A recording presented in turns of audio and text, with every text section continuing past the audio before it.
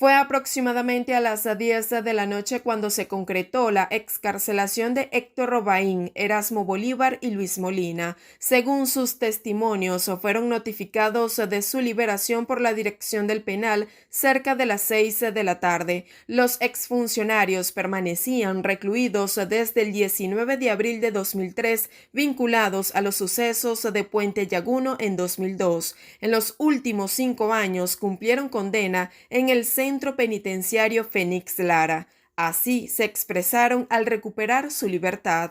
Es difícil, pasar por este proceso no es nada fácil.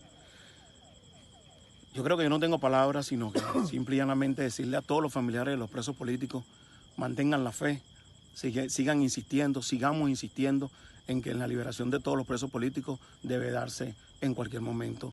Salir en libertad es lo más importante, lo más bello que hay en este mundo. Y bueno, ahora reencontrarnos con nuestros familiares, nuestros hijos, y posteriormente tenemos que ir al tribunal. Esto no se le recomienda ni al peor enemigo de uno, porque esta situación de verdad que no es nada fácil. Mis dos viejos fallecieron sin poderme ver en libertad y muchos familiares míos han fallecido. Hasta el momento, los exfuncionarios desconocen las condiciones bajo las cuales se otorgó su libertad. Estas excarcelaciones se producen tras el anuncio del presidente de la Asamblea Nacional, Jorge Rodríguez, sobre la liberación de más de 300 personas en las próximas horas.